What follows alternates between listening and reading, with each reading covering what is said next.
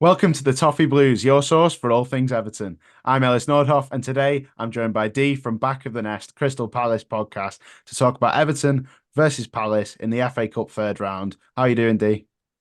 Yeah, I'm doing good. I'm doing good after our most recent win against Bournemouth. Before then, it was a bit depressing, stressful, but we entered the new year with a win. So, being a bit relaxing after that because it's getting tight at the bottom. But at least we've got a good, cup fixture to look forward to rather than focus on a league, which has been stressful. Let's just say that. Well, yeah, it's a break from the league, isn't it? Happy New Year to you, by the way. Hopefully, 2024 brings us both a good year of football, but hopefully not for you guys on Thursday. But then after that, but it's been a very weird last few months for Palace, hasn't it? The form's really dropped off a cliff. Obviously, you had the win last week, but it hasn't looked good lately. What have you made of it so far in the last few months, where it all seems to have gone wrong? I'll be honest, it's been so depressing this year because it's like the same old problems. In the summer, we didn't back the manager enough, Roy Hodgson. And more than that, just getting Roy Hodgson back to the club for another year was confusing, and we spoke about before in our reverse fixture preview as well. It just didn't make too much sense in a long run. It's a year contract for a manager. He's going to be his final job. There were other managers available. He's made some um, weird comments towards fans saying that we're spoiled when before the Bournemouth game we only won one home game at home, and that was literally against Wolves on the 3rd of September. So it took us about 3 months to see us win at home, and despite that, apparently we were spoiled.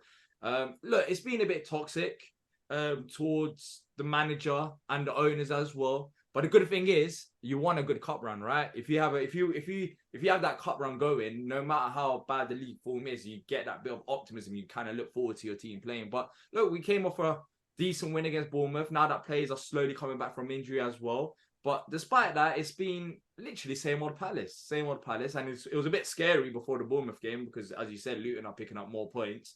But now it's a bit more, there's the gap has increased a bit more, which gives me, a bit more a time to relax. Let's just say that, and Yeah, look forward that's to what the three cup points tie. does, isn't it? 3 points just gives you that Yeah, that it's too breathing space, tight. I suppose. It's too tight at the bottom. Like it's ridiculous. One, if Luton were to win their game, then you could end up in the relegation zone, and then they end up losing. You end up winning. Now the gap has increased, I believe, to 6 for Palace. So that's 2 games. And on top of that, now that players are coming back from injury, plus there's going to be a little break. It gives you a bit more of optimism. But for me, anyways, personally, I don't think Roy should be the guy going forward due to his game management more than anything. I think he gets his tactics right, but his game management is it's not bit. Sometimes it's awful. But hopefully, he changed it against Bournemouth. It was positive, and hopefully that carries on. Well, he obviously did well when he first came in, didn't he? Because you guys looked in a similar run of form and destined for relegation, and he came in and I think he just gave the players a lot of freedom, didn't he? And you went on a fantastic run, but of course it's all caught up with him a bit now, and I don't know if it's because it's the end of his career, because of course he's got a great CV, hasn't he? Like he likes to claim, but he has done well as a manager, and then it seems to have all gone wrong lately, and. We've heard about the links to Steve Cooper as well. Is that something you'd like to see? Because, of course, Roy Hodgson's contract ends at the end of the season. So whether he gets sacked or his contract ends, you're going to have to look for a new manager. Yeah, well, look, we were linked with Steve Cooper before we got Vieira, and it didn't go through. And the owners, we know that our chairman Steve Parish and also Dougie Friedman, sporting director, who they've been fans of Steve Cooper, so that's no surprise to me. And maybe if he did lose against Bournemouth, that could have been the end of Roy, and Steve Cooper could have came in. But everything happens for a reason, and Roy's still at the job, and I don't think he'll get the sack, of course, this month unless you lot drastic, like you lot smash us like 5-0, 5-0, 6-0. But there isn't that many games left in January, so I think we'll have Hodgson for another month. But me personally, I don't want Steve Cooper because I think he's not a bad manager, and I think he suits in a way to what we want to do because we've built new academy facilities and we want to, use youth players, which Roy doesn't do. And we know Steve Cooper has managed England under 17s, and Mark Gay, he knows him well, some other players, and he knows how to work with youngsters and motivate them. So that's a plus. But for me, I'd like a bit more of a progressive manager rather than Steve Cooper if we were to leave Roy Hodgson, because that's the only time that Palace fans were genuinely excited was when Vieira first came in and we actually decided to play football. It gives you that, sense that you want to look forward to the next game. You got something to look forward to. And I just don't think Steve Cooper kind of fits that category. I'm not totally against it, but I think we can do better if Roy was to stay on until the end of the season. But if he was to get sacked now, he has to be involved in that mix. There's other managers as well, but it does make sense because he has got a bit of Premier League experience now. He's good work with youngsters, and maybe he can carry us on till the end of the season, and then somehow build his own squad. But for now, no, I wouldn't. I'm not really a fan of Steve Cooper to that level, even though I'm not totally against it either. It makes a lot of sense, to be fair as well. You wouldn't necessarily want to bring someone in mid-season who you're not fully sure. And of course, he's just been sacked himself. So Yeah, Crystal Palace fans might be thinking, well, if he's not good enough for Forest, then you and Forest are on a similar level, really. So yeah, you shouldn't really be going, oh yeah, we'll have him if he's just been sacked. And obviously the change in the middle of a season, it can be big to then see that whether it'd work or not is another story. But you made a good point actually about the lack of games in January. And Everton have had 7 games in December. It's been a grueling run, and we've really started to see the problems that come with that. There's so much fatigue. The players are absolutely run off their feet, and we've seen that in recent games. Of course, a defeat to Tottenham where we played very well. Defeat to Manchester City where we were in the game, we were leading, and then Man City show their class. They are the world champions for a reason. And then the game at Molineux at the weekend where it really just was not a good performance at all. And if we play like that against you guys, then you should be going through to the fourth round. But who knows what'll happen because we've got 4 days off now. Not as much as we would have liked. Thursday game for the FA Cup third round. Not too pleased about that, yeah. but we could have done with It's that full weird. week. We could have Thursday done with night that full FA week. Cup tie, word around like it's for TV. It's for TV. But I feel sorry for Everton fans that have to travel down on a It's Thursday mad, yeah. night for an 8 FA p.m. Cup. Thursday night, South London. It's going to be very difficult for the fans to get there and back. But after that, we've got a 10-day break from games and you've got a 16-day break. So, of course, the FA Cup at the minute for Everton, it's important, but it's probably not as important as the league form when we see what's happening with Luton and they're picking up points. But when you see that you've got 10 days afterwards without a game, I think we're going to still put a strong team out. But how important is the cup to Crystal Palace and how important is a trophy? Look, a trophy is massively important. We haven't had one. We haven't got one yet. A major trophy. Like we haven't won the FA Cup or League Cup or any of them trophies. But look, for Palace, more than a trophy, a cup run is what keeps the fans going. We've seen it under Vieira, even in Vieira's first season, I believe it was. FA Cup semi-final. We loved it, And funny enough, we faced Frank Lampard's Everton at the time as well. I Don't think remind us of that one, mate. yeah, exactly. There was like 3 fluky goals according to Lampard. And then we had a FA Cup final in 2016. So we've done relatively okay in the FA Cup, and we never do well in the League Cup. But in FA Cup, we've had a solid run, but we've never reached to the final point. But more importantly than a cup run, it's a case of the form has been absolutely dreadful for Palace for a long time. I mean, before the Bournemouth game, we were approaching, I think, 2 months without a win, point blank. And as I said, the last win pre-Bournemouth at home was on the 3rd of September. So we need to build momentum now. Roy has been literally, he's on the brink of getting sacked. He was before the Bournemouth game, which he won. And he needs to pick up more wins. And this cup tie, yes, it's a cup tie. Yes, you might be able to make rotations on, try out other plays. But I don't think you'll completely change the squad. I think we need to get more wins, get a bit of a boost as well and confidence amongst the fans as well as the squad, because it has been a struggle for quite a while. And the best way to do it is have a cup win to the start of the year. And on top of that, you got 16 days without a game as well. So you got time to rest out the players. So for me, I think we will take it serious. I hope we do take it serious. And it's a game where, as a Palace fan, maybe more than an Everton fan, because I know you have been struggling recently, but overall, after the 10 points deduction, you have been, had some decent results in the league, especially even when you haven't. I know the Wolves game wasn't ideal, but the Tottenham game, for example, Everton should have got something out of that game. But for Palace, I think our run of form has been worse than yours. And for that reason, I think we need to take this cup game even more seriously to try and get more wins on board.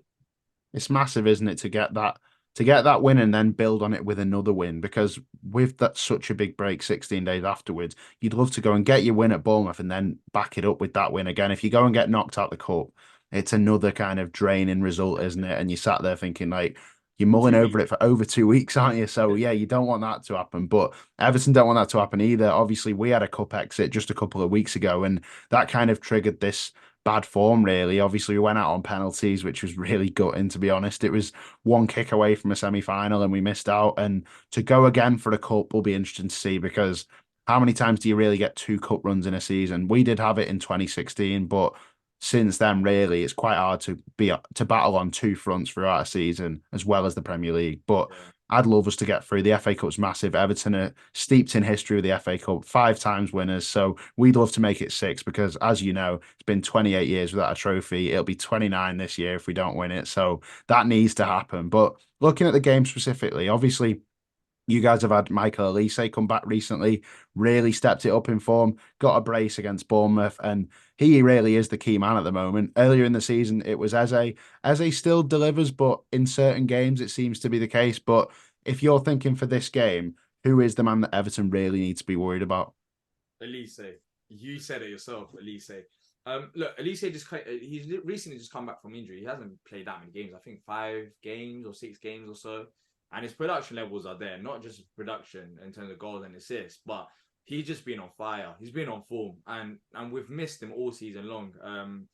He's going to go to the very top of the game. I truly believe that. I think he's IQ, he's dribbling.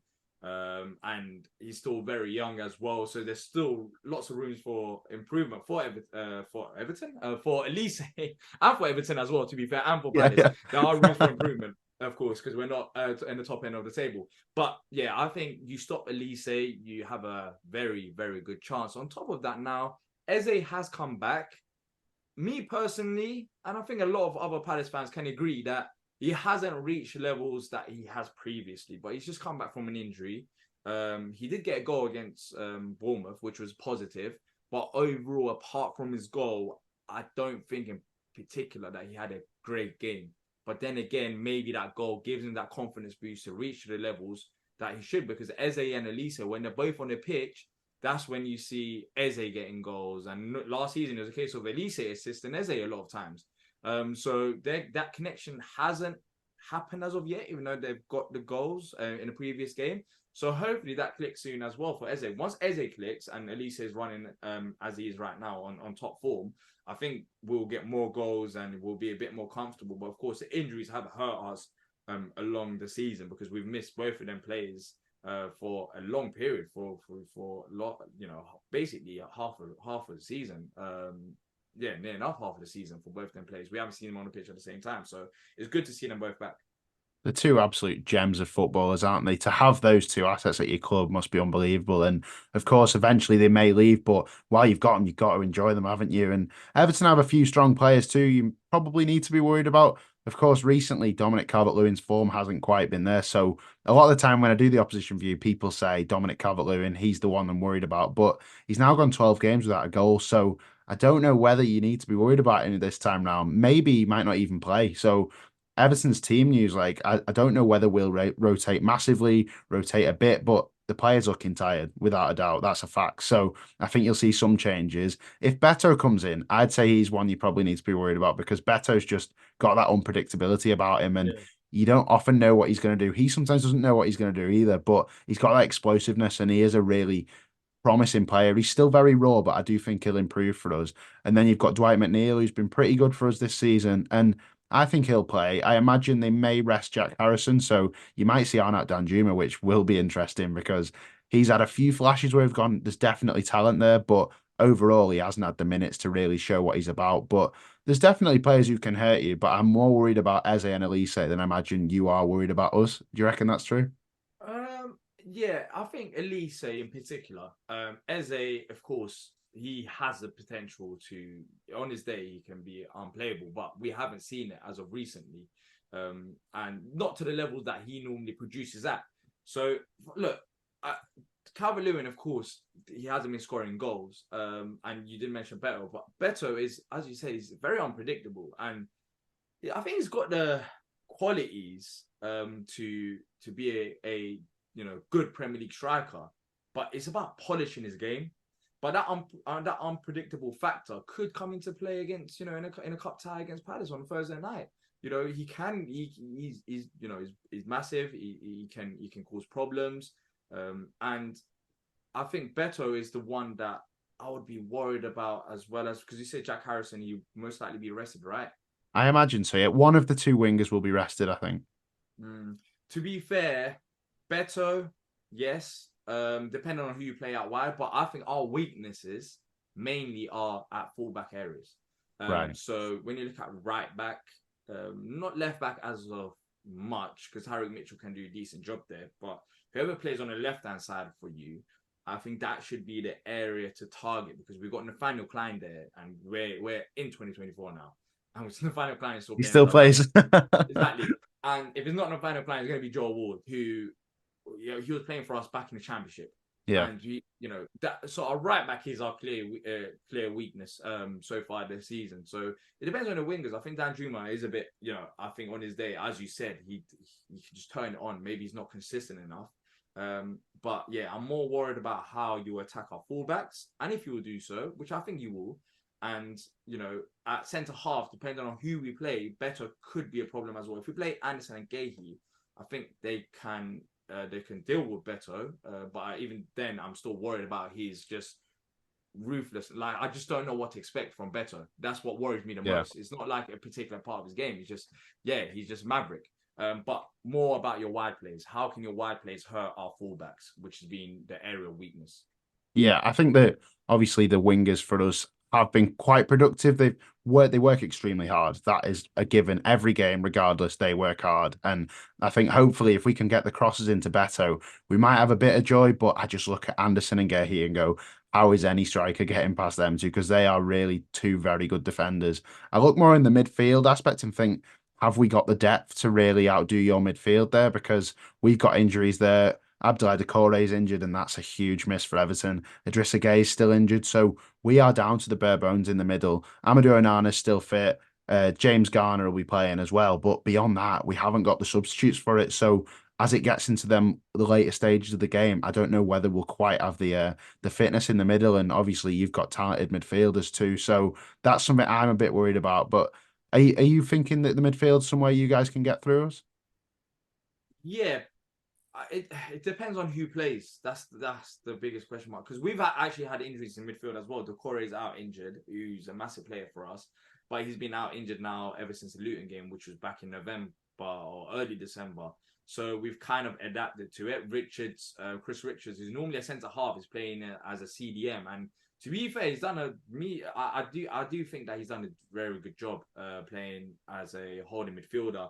Maybe he doesn't have the passing ability to have progressive passes, but he definitely can stop a counter attack or a few plays if he needs to. He's got that defensive abilities, and that's helped him. And we've got Jefferson Lerma alongside him, and I guess it'll be Eze in front of him. So when you look at how many injuries you've got, I think in midfield, on paper, anyways, we should edge it with Lerma, Eze, and Richards, who's not really a defensive midfielder, but I think having that free. But then again, I was going to ask you, so what are you going to play? Reckon two-man midfield?